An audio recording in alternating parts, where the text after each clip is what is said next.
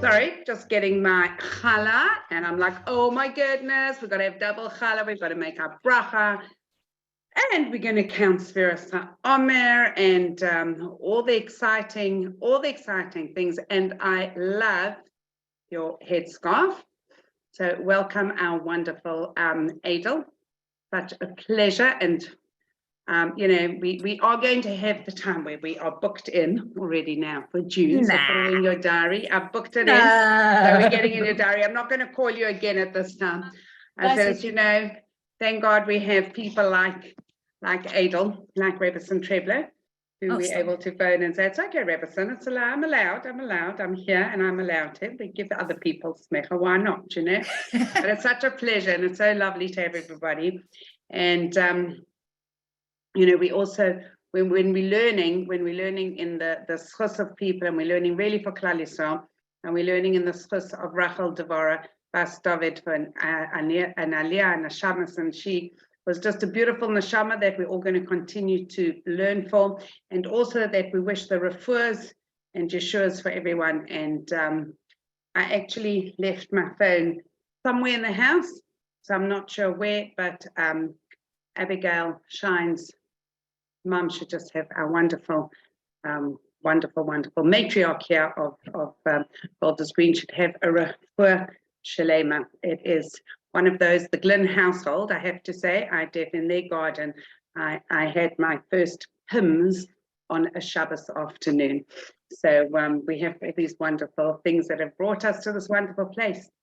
So I'm going to ask you, Rebbetzin Treblow, to share some beautiful Torah inspiration and keep us all on our toes. We all have to be holding on. We've all got to be ready to go. And it's all very, very, very exciting, not daunting, but very exciting. We just have to hold on to this rope, and we're holding on very tight. Okay, hi ladies. I have to say, Rebbetzin Dav, this is all your fault. You are the only person I know of, I think, who I will say yes to at that. In fact, we've even got to the point now where you don't even have to ask me. You just text me a text saying, guess what I'm going to ask you, right? But Baruch Hashem, I love it, because otherwise I don't think I'd know which week it is. I know like years ago, I said to somebody, I said, used to be, before I was married, when I was sort of single and bright-eyed and bushy-tailed, I knew not only the part of the week, I went through it, I went through the Chumash, I was so from, right? Okay, I went through the Chumash, I went through Rashi, I went through whatever else, the commentaries there were in the world. And then Baruch Hashem, I got engaged and I sort of made it, to most of the way through the parasha. Okay, and then I got married and Baruch Hashem, I had kids, and by the time your kids, if the only reason I knew even which parsha it was is because the kids brought home their little pages from nursery, and then I knew what we were up to. So if it wasn't for the fact that I have somebody occasionally asking me to speak, I really wouldn't have a clue. So thank you, Rebbetzin. It's really going to be a pleasure for Ezras Hashem. Okay, hold on with me, ladies. This has got to be one of my favorite parshas. Do I say that every time? I probably do. Okay, it is one of my favorite parshas. It's so full. And it's, when you're preparing, sometimes you think, where am I going to start? And then you think, gosh, where am I going to stop? So I am going to stop. You'll be pleased to hear. I am going to stop at a certain point. But, I always like to try and find a thread. But when I was discussing this, I was on the way to work this morning with one of my kids, and they said, what are you going to say? And we were talking about what's in the parsha. And we realized that actually it's in a really funny place, this parsha. So let's do a little bit of a guided tour. Sefer Vayikra. We're in the middle of Sefer Vayikra. So bang, in the middle of the Torah, the third book of the Torah. And I know I've mentioned it before. Every book, Chazal, our rabbis gave every book of the Torah as kind of a subtitle. Okay, and when you look in the Midrashim, that is what they call it. So when we say Bereshis, they're calling it something. They're calling it by its subtitle, right? Shemais is called by its subtitle. Everything's got a subtitle which sort of tells you a bit about it. So the subtitle of Bereshis tells you that this is the beginning of creation. This is when everything's happened. This is when everything is made. Okay, the book of Shemais is the subtitle that tells you that this is when we're going out of Mitzrayim, that this is what's going on over there, right? And so when you go all the way through, Bamidbar, I think we've talked about before, talks about how people are important and recognized. It talks about numbers, like the English one, right? The book of Devarim, the subtitle tells you it's repeating the Torah. That's where the phrase Mishnah Torah comes from. And Vayikra is called Teiras Kaihanim, the rules of the Kaihanim, which is usually translated as priests, mainly because I don't think there's another word for it, but the Kahanim, whatever that, who they used to be. And you think, okay, if that's what it's about, then it should be all about the Kohanim. And that would make sense because the end of the book of Shemais talks about the Mishkan, which is a kind of a portable temple. And it makes sense that now we're going to talk about Kohanim, the people who served in the temple, and the Karbanis, the sacrifices that were made in the temple. And all of this makes a huge amount of sense. That's what it's doing in there. And once you understand that, it makes sense that as you go through the parashas of Vayikra, it talks about how we would make, I hate the word sacrifices because it's not quite the same thing. Karbanis, how you would bring things, offerings in the Beis HaMikdash, and the Mishkan talks about that. It makes sense. It would then include the rules of Tameh and Tahar, which is again translated as pure and impure, but it's not a good translation, right? The words of Tameh and Tahar, because that fits with a Kohen. A Kohen has to be Tahar, right? The Beis HaMikdash has to be Tahar. And the rules of Tahara are about increasing our holiness, increasing our openness to receive spirituality. So that would make sense.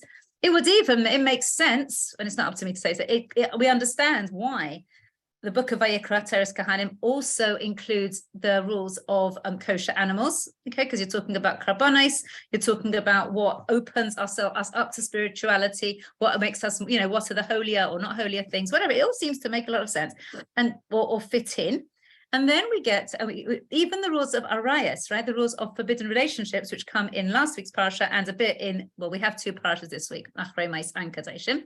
So it comes into both of them. Even the rules of those relationships, which were in last week, in this week's Achrei Mais, are not last week, sorry, this week, Achrei Mais and Kadeshim, which I'm going to talk about today. So both the parashas this week, Achrei Mais and Kadeshim, both of those, the rules of arayas, again, make sense. We can understand why that will be in there. It's about what we can't do, what is abstinence, what is taking us away from things. So I don't know if we have Zoom, if it was in person, I'd say just shout it out to me. But then we have this parasha of Kadeshim, okay? And in it comes, and Kadeshim does mean holy. So before we carry on, I don't know if you can shout, I don't know if there's a way to shout out on here. Just shout at me. When someone says Kadesh, oh, he's very holy, or she's very holy, or it's very holy, right? What does holy mean? Just I don't know, shout it, chat it, whatever. I don't know if there's a way to do this. Somebody's just shout it at me. What do you think when people say holy? Well, don't all shout at once. Spiritual, yeah, okay. Any examples of sort of person that come to mind when you say holy? I did this once, and I think someone said Mother Teresa, and I was like, okay. All right, tell me spiritual, something, some sort of man, sort of the Dalai Lama sitting on a mountaintop, only eating organic walnuts or whatever it is, like sort of that kind of thing, something very removed and ethereal, right? That kind of thing. And so far, what we've learned about in Teres Kahanim does seem to be about taking ourselves away. And here comes Parashas Kadeshim.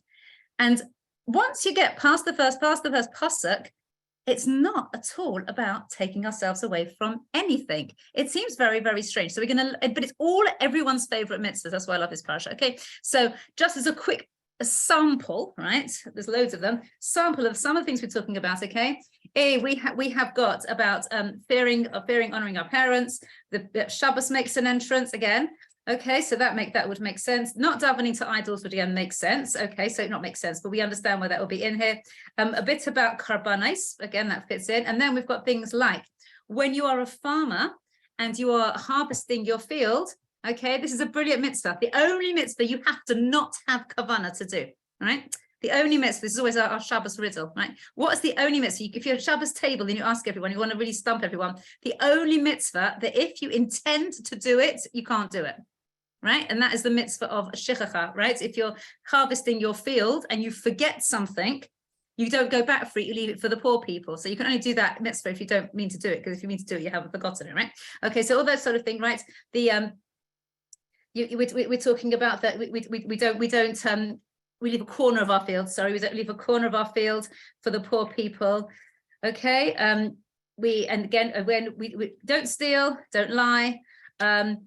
Don't swear falsely. If somebody borrows something from you and you take a guarantee from them, right, you need to give it back when they're going to need it. Okay, don't curse the deaf. Don't put a stumbling block in front of the blind. Can you see it's a bit of a sort of a potpourri of everyone's favorite mitzvahs? Okay, have to be just. Okay, you don't take, we don't favor one over another. No lashon hara.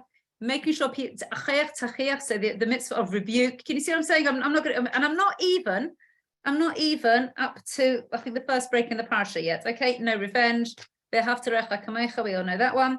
Okay, no kalayim, right? No mixing species, no shatness. There's, oh my goodness me. No, sorry, just no kalayim. Sorry, yes, beged kalayim, no shatness.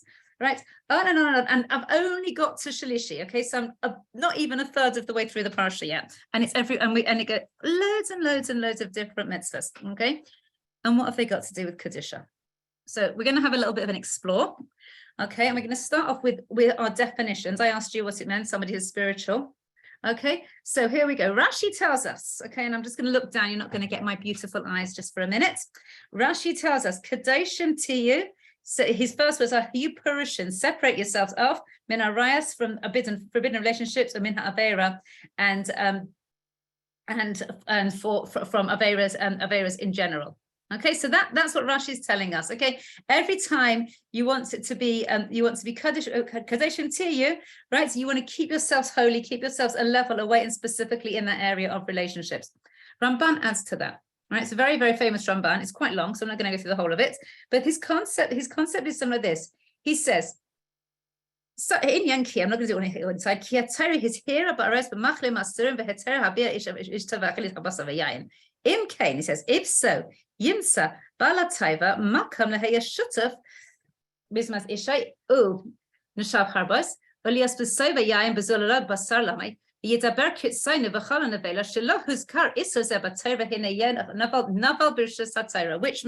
that technically speaking, you could be only eating kosher and still not be holy because you're stuffing yourself when you don't need to, right? You could there's all sorts of ways a person could not actually be doing an avera but still not be holy. And Rabbi Jacobson has this story. It's actually a really very sad story. I hope it's not true. About says a poor person. If you know this, just turn yawn or something or wave at me. But so imagine a poor person back in the old days when people actually used to knock on doors rather than doing gift aid and charity thingies. Someone actually has to knock on the door and get food, right? So a poor beggar goes and knocks at this rich man's door for some food. The guy's starving, hasn't eaten for weeks, and the rich man doesn't want to give him anything. So he says, please, I don't think I can walk another step. I can't move. So the rich man turns around. He sees somebody who's about to take out the trash, last week's food, whatever it is, and he picks an old, smelly old, whatever it was, from the garbage and gives it to this poor person who takes it and properly drops down, gets sick and falls down and collapses.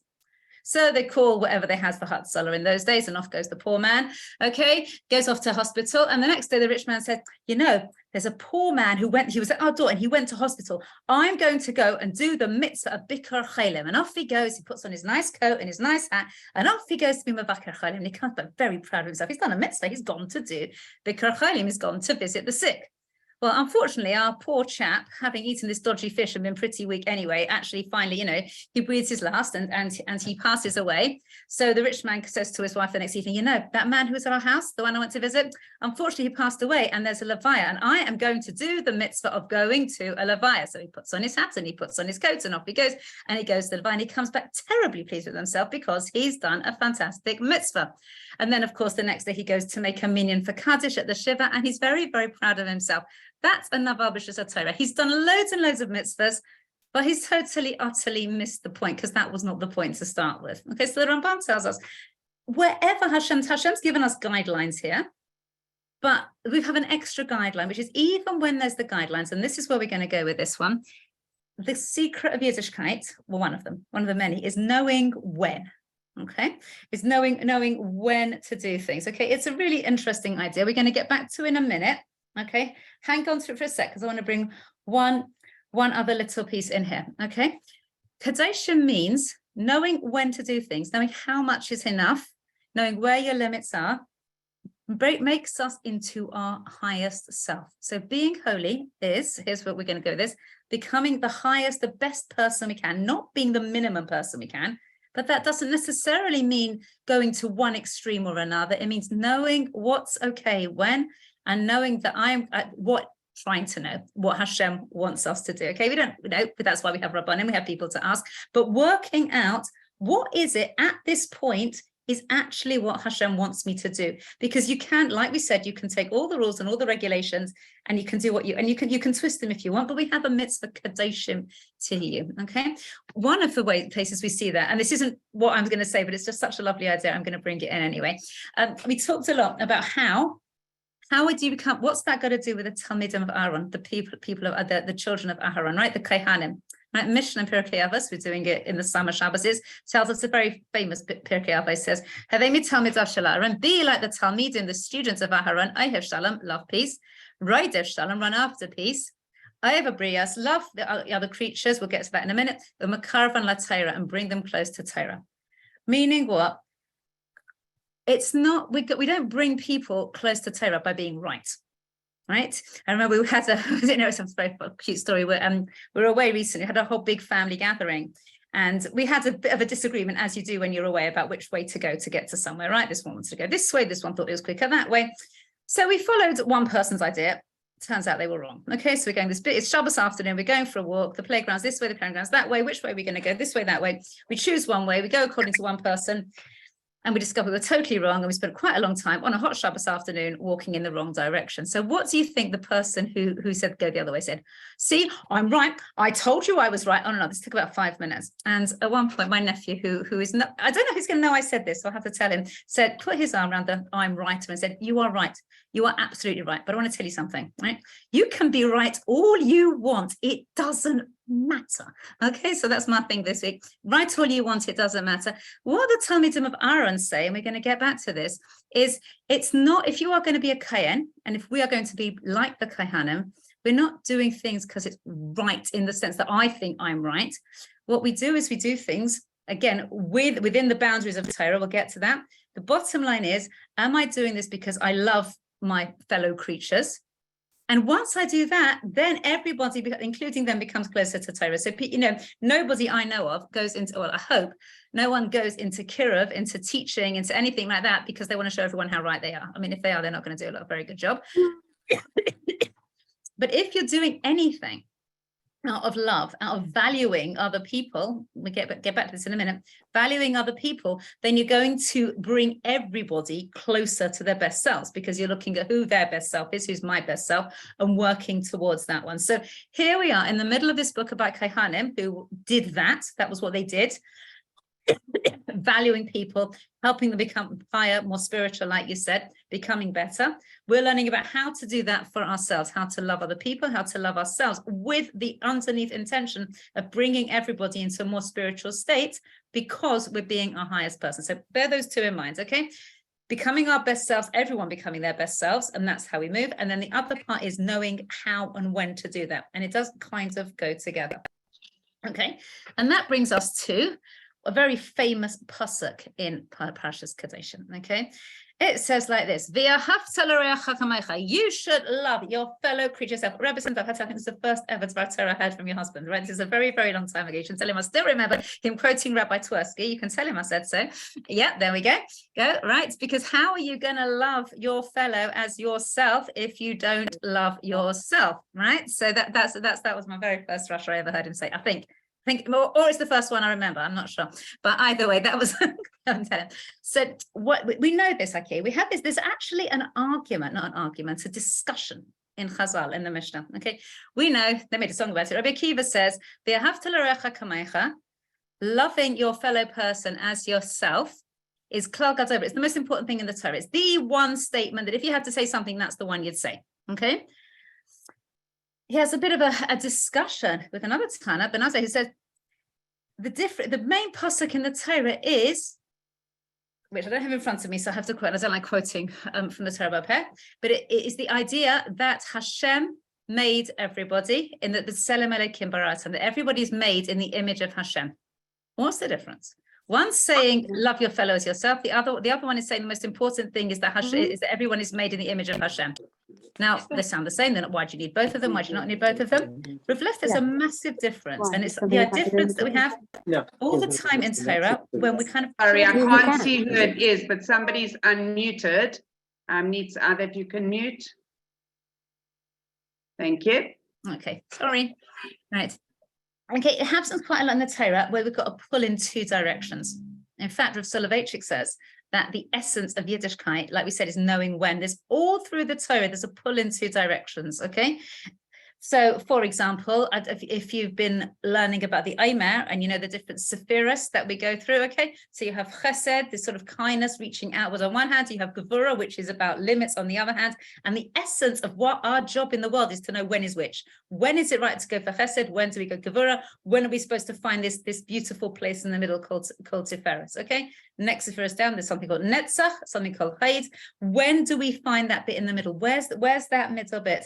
You know, as a lady, well, it's a long time ago now, when my husband was started school, there's a lady called Mrs. Gorelick who lived in Pittsburgh, and she ran the cheder there and had all sorts of kids in that cheder. So there were like kids from religious families, not religious, in the middle, whatever it is. We don't define people. And the first thing she taught, a mitzvah she taught everybody, was not actually v'ahavta l'reacha kamecha. She would teach them milk and meat. Why? Because you can have milk and you can have meat.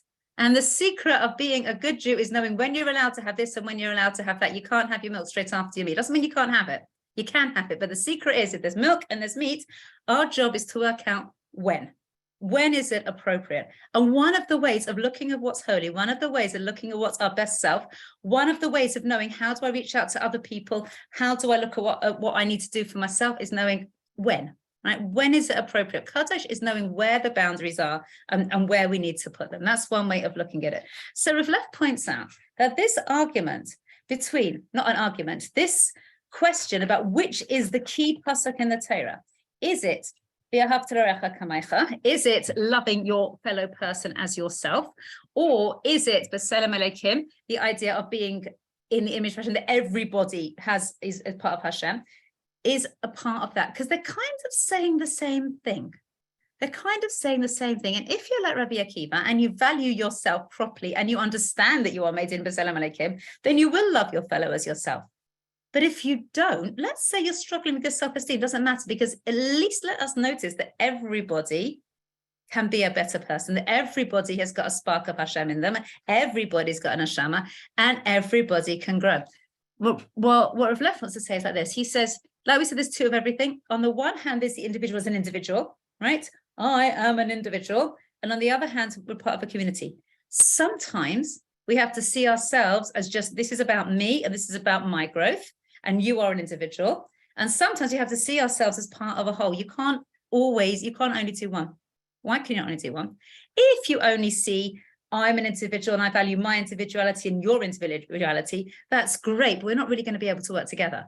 Right? Because I want it this way and you want it that way. If we only see the other people as part of a community, as part of a group, and their value as part of the community, you might be able to work together, but you're going to stop valuing anyone who doesn't fit into what you want to plan. Okay, so we're always going to have those kind of things, and I see that all the time. We all see it all the time. You know, I don't know. Think about communism and capitalism. All right, so that if you're a communist, everything is about being part of a whole. But then people don't really care about the individuals. If you're going to be all the way on the other side, then everything's about me making my money and never mind you. And somewhere in the middle, knowing which is which and where to be is what Klal Yisrael are all about. So v'ahavta l'reacha kamecha, loving your neighbor as yourself. I hate saying neighbor, but you know what I mean, right? Okay, looking at your own self-esteem is about saying, okay, I am valuing the fact that we are re'im, we are neighbors, we are working together. And just like I have a value, you have a value. We look at what we've got in common, right? Looking at everyone being B'Tselem Elokim is saying that not only are we working together, but each individual, even if they were the only person on the planet, would have a value. And we need to know both of those. The concept of Parashas Kadeshim and the concept of the Omer as well is looking at both of those. That's why in the Omer, you have 7 days and 7 weeks of 7 days. Each one's an individual day. Each one's got an individual value. And we build them all together to make a whole thing. And that actually carries on all the way through the parasha. Okay, I'm going to go back to some of those sort of interesting ones we looked at before. Okay, so we're moving swiftly on. Pasuk Gimel, all right, Ish, hang on, Aviv imay tirov shavsais tishmarim. Okay, again, these places of knowing when you should fear your mother and father and keep Shabbos, says Rashi. What does that mean? That means, yes, you have to listen to your parents, but if they tell you to break Shabbos, you're going to have a problem. You're not going to know which one to do. You're going to have to, where do I put the line? Okay, Hashem tells us you keep Shabbos. Okay, The end of that pasuk is very important. Ani Hashem Elokeichem, I am Hashem, your God. Okay, I'm just going to skip randomly, or not that randomly actually, because I knew what I was going to say beforehand. Let me find another one. Right, pasuk Yud Daled tells us, do not curse a deaf person, even though he can't hear you. Don't put a stone in front of a blind person, right? So don't deliberately trip him up. Again, Ani Hashem Elokeichem, Ani Hashem, I am Hashem. Okay, pasuk tesayin. It's kind of like joining in the chorus, ladies, right? After a while, so I'm just going to find it. Find it. Here's another one. This one struggle. A lot of people struggle with this one. Okay, do not with this that we call it lashon hara. Don't go telling tales. Don't go peddling gossip. Okay, no lashon hara. But do not stand. It says on the blood of your brother, which means if someone is going to suffer, don't stand idly by. Now there's svarim and svarim about this dilemma, because on the one hand, let's say you know something about somebody else that could cause damage. On the one hand, I don't want to talk lashon hara about it. It says don't talk lashon hara. On the other hand, I shouldn't stand by and let damage happen. End of the pasuk. Ani Hashem, I am Hashem. Meaning, here's this dilemma: don't talk lashon hara. B, don't let somebody else suffer if you could have said something or done something about it. Right, Ani Hashem. Remember the chorus. We're going to go back to it. Right, you shouldn't hate your brother. You should tell them. Let them know when you're upset about something and join in the chorus. Ani Hashem. Right, but sorry, missed a bit. But he shouldn't bear a sin. Don't take revenge. Don't bear a grudge. What we said before, love your neighbors and yourself. Ani Hashem. And this keeps going on. These kind of dilemmas. Okay. On the one hand, I shouldn't talk lashon hara. On the other hand, I want to make sure that nobody gets hurt. On the one hand, I shouldn't hold on to things and remember them all the time. On the other hand, I have to tell people when I think they've upset someone. Right? Back with the other one. On the one hand, we have to listen to our parents. On the other hand, what if they tell you to do something that is against the Torah? And the common denominator, the bit at the end of all of these pesukim, here we go, is Ani Hashem, I am Hashem. So how do you become holy? How do you become the best self you can? Well, the first bit, I think, what we're hearing here and what the Rambam's telling us is, we don't try and make it up ourselves. It's because it is so hard to work out where we're supposed to be. What we need is guidelines. So even for things that feel like it, why is that part of the Torah? Why isn't that obvious? We're going to need guidelines. I love it when, I think Hashem just sends this to me, but when I'm going to teach something and then something happens during my day that drums it home. So I was with one of my classes today, and it wasn't anything to do with the topic, actually. I don't know how it came up, but we ended up with this discussion about what would happen if one day you had no boundaries, right? No one was telling you what to do. One of the girls said, no, I never have any boundaries, she said to me. I said, all right, okay. I said, so what would happen if one day, so she said, no. I said, so you just go into a shop and take a chocolate bar? She said, no, I wouldn't do that. I said, but you have no boundaries. She said, well, I know it's wrong to take a chocolate bar. I said, how do you know? Well, my parents told me. All right, she's well brought up. So inside you, we said, inside you is a boundary. Everybody has automatically got some boundaries, but we need to be taught them and we need to be told them. And we know, don't we, that when we don't turn to Hashem for our boundaries, when we don't ask Hashem where the limits are, then people can do all sorts of things wrong, right? It's a very, very extreme example, but most of the people, the Nazis, for example, right? Many people, the worst Nazi murderers, honestly had been brainwashed into thinking that what they were doing was the right thing to do. They honestly, well, some didn't, some are being cynical, but a lot of them have been brainwashed into thinking that this is absolutely fine and this is the right thing to do, because their boundaries were not going back to Hashem. Their boundaries were taking truths and mixing them and messing them up and not making them true and not being true at all, and twisting facts, because to be Kadesh, to be your best self, we can't just rely on ourselves to do it. We have to look at what Hashem, yes, we have to separate. Yes, we have to find a middle ground, but we also have to see what the Torah tells us, because if we rely just on what we think, we'll end up convincing ourselves of anything, right? Pasuk says, Rashi actually said there, like loving your neighbor as yourself. The Midrash over there says, well, what if a person has been shamed? What if a person has, and then who might say, well, everyone shamed me, so I can, if I'm loving my neighbor as myself, I'll do that to somebody else. Comes the Torah and tells us, love your neighbor as yourself, Ani Hashem, but do it my way. You want to love yourself, do it the way I tell you. Do it the way meaning Hashem, tells you where the boundary is going to be. Okay, and we have quite a lot of those. So let's look at a couple of examples. Okay, this one's a very common one, right? You know something about somebody else who's I'm just finding exact pasuk, ladies, bear with me. We know, right? You know something about somebody else who's going into a business partnership, right? You're not allowed to go telling tales. So am I allowed to go tell everybody that this person is dishonest? Am I going to tell everybody that he can't hold on to his money? What if someone wants to make a business partnership with him? And I have personal experience that actually this guy's not so reliable and you can't really trust him.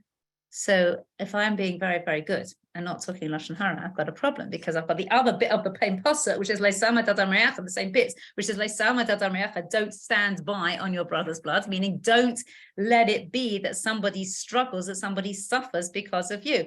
What am I going to do? I could make it up anyway. If I like the person if my favorite person in all of this is the person who's a little bit dishonest, I'll go, oh, right, I'm not saying anything.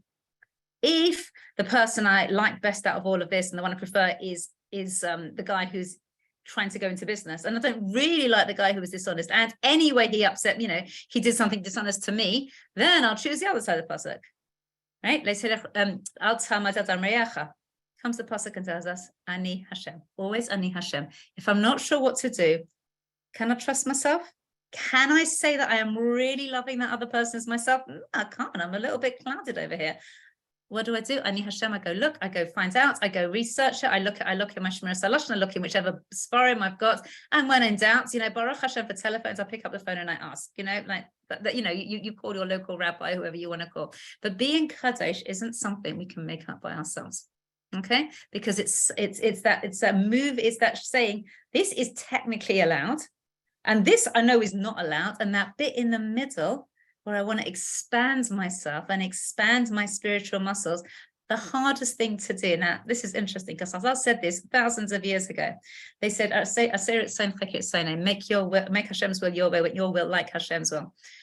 If it was hard then, it's really hard now. We're such control freaks in this day and age. Rabbi Tversky talks about, when he was a little kid, he had like a little truck, and he would push the truck or something and it was moved. And then he says he saw, it must have been televised, somebody in Houston, Texas presses a button and a rocket, hundreds, thousands, millions, billions of miles away in outer space turns, right? These days you can control anything from miles away. We can even control what, people try and control what we're thinking. So to be able to say, actually, this is not what I'm thinking, and this is not what I'm controlling. I'm letting Hashem make a decision. I'm going to make my will into Hashem's will, right? Meaning I'm going to really try very, very hard to do what Hashem wants.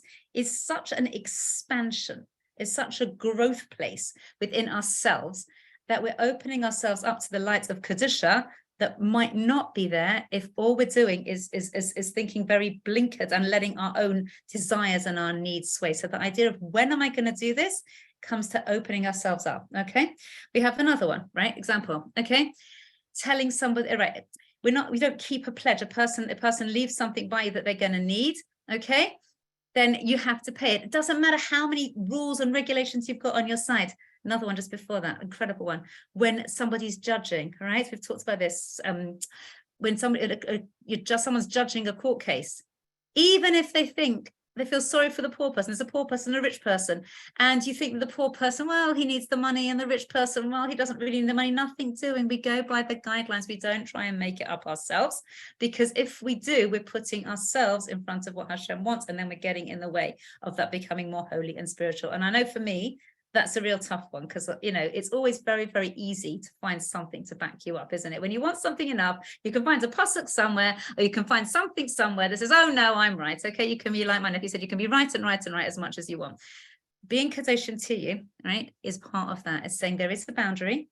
It's knowing when to apply what I know, and I'm going to add into that. And if you're not sure, go and ask, right? Being an incredible Rabbi Jacob said, in the middle of all these things, okay, and not mixing things. So not mixing shatnez and not mixing species and not mixing things, and being really clear. If we're not supposed to mix sorts of things we grow together, and we're not supposed to mix animals together, and we don't even mix wool and linen together, then obviously this blurring of boundaries is obviously a bit of a dodgy thing to do. And everywhere across the board, we want to have clarity, right? This is what Rabbi Jacob says. In the middle of all of that, we have a pasuk that tells us not to make an idol of molten metal, right? So how do you make an idol of molten metal? You know, it's very easy to say, well, that's what they did back in the old days of idol worshippers. We're not so stupid. Now, you could technically understand somebody back in the day who worshipped the sun, the moon, the stars. You can kind of understand why they might think that made sense, right? The Rambam tells us, they looked at the stars as messengers of Hashem and the sun as a messenger of Hashem. And you can understand that kind of thing. You could possibly, with a bit of a stretch, understand why somebody would worship something made out of wood or stone. They'd had to carve it a bit, but it's a natural thing. It's still strong and powerful. But a molten idol, that means what you do is you take the metal, you melt it down so it's sort of slushy stuff, and then you have a mold, and you pour the metal into the mold, and then it's a precise structure, and it can't change. So you've made the mold, you've poured the metal into it, and it can only come out one way. Says Rabbi Jacobson, it's incredible. Rabbi Jacobson says, even these days, we have molten idols, and the molten idols are the things that we make according to the image we think they ought to be made in, and we do not budge. And that can be whatever ism it is. You have your thing is that is the way it is. It can be even, he says, that even in terms of Yiddishkeit, it could be that the way we always thought it was and the thing you think you ought to have to do might not be right. And maybe we need to ask, and maybe we need to clarify. And, we all have our ways of being. Some people are more on the Gevurah side, on the strict and the limits and the boundary side, and some people are more on the Chesed side and the giving and the expansiveness side. If we make that into our melted idol, if we say that's the only way of being is this way, this is it, and not be able to stretch, not be able to ask, not be able to move, you can say it's like a Avodah Zarah, but even on a basic level, we're limiting how much Kedusha we can bring. Does that mean we can do whatever we want? Absolutely not. Does that mean that we can do whatever we want? B'Rishus HaTorah, the Ramban says, absolutely not. Kedoshim is having boundaries and understanding in depth what it means, and checking, am I doing what Hashem wants me to do? Am I loving my fellow creatures? Am I loving myself? Am I moving on? Am I opening myself up to being the absolute best person I can be by accepting, and I'm talking to myself over here, ladies, but am I accepting that maybe the way I think I'm seeing it, it might be what Hashem wants me to do, but it might equally be a little bit biased. And maybe to open myself up and be really Kaddish, I've got to be able to take that step back and say, how does Hashem want me to do this? Does he want me to go on this side? Does he want that side? When is this appropriate? When is this not appropriate? When is it appropriate to be quiet, not to do that, not to speak gossip? When is it appropriate to say the right thing? When is it appropriate to let something go? When it's appropriate to say something to somebody so they know they've done something wrong. When it is appropriate, in this case, we talked about, listening to your parent, listening to one's father and mother. When it's appropriate to say, no, that's not something I can do. And sometimes we don't know. And sometimes, most of the time, it helps if you have someone, you need someone to go and ask. But what I want to leave you, this concept is like this. We want to try and not be rigid. We want to try and open ourselves up to every possibility that's within the Torah and every possible way of expanding ourselves. And we also want to open ourselves to every possibility in the Torah of seeing what's good in other people, right? To be like the Kohanim, to be like Tamid and Aaron, and open ourselves up to loving everybody where they're holding, appreciating that where they're holding is going to be on this kind of spectrum of things that could be. We're going to be a little bit less rigid. Well, I told you I'm talking to myself, right? A little bit less rigid. We're going to be nice and pliable, like the dough we're going to do, right? Okay, we're going to be a little less rigid. We're going to look at all the different ways that we can be. We're going to value what other people can be. We're going to value what we can be. And we're going to open ourselves up to be the holiest people we already are, but just open ourselves to making that real. That is absolutely brilliant timing. I'm dead impressed with myself. Not bad, huh? I'm dead impressed with you, even without the timing. That was beautiful. Lovely. It's really beautiful. The nice thing is that then it actually makes you a little bit excited about where we are in the world, what's going on. And if we take ourselves and we put ourselves, what we learn, and we put it into how the structure and everything that goes on today, I just find it amazing that when you think about, where Torah's come from, and it's all relevant, and we just have to learn how to make it more relevant and really make sure that we put it into action into our real lives. So it was really beautiful, and thank you for the inspiration as well. I am just going to stand up before I do a freshest challah, because I am going to do another bracha. So let's go. Baruch atah Adonai Eloheinu melech haolam asher kedishanu b'mitzvaysa v'tzivanu al sfiras ha'omer. Hayom 22 yom shehem 3 shavuos v'yom echad ba'omer. Harachaman hu yachzir lanu avodas beis hamikdash limkoimha b'mheira b'yameinu amen selah. Ezras Hashem, we should only have our beis hamikdash with us very, very soon. And now, get our day together. Okay.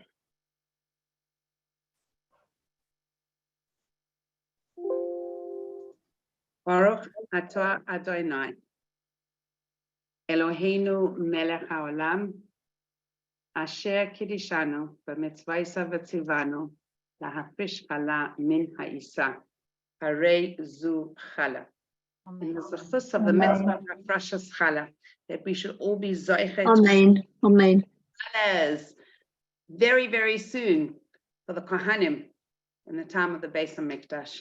And we should have that smell, should really enhance everything that we do to make this Erev Shabbos an Erev Shabbos that you remember. So I wish everybody a beautiful Shabbos, and just enjoy and remind ourselves how we can actually just elevate every thought and every process that we get to. Good Shabbos, and thank you all for being here. And again, Aidel, thank you so, so much.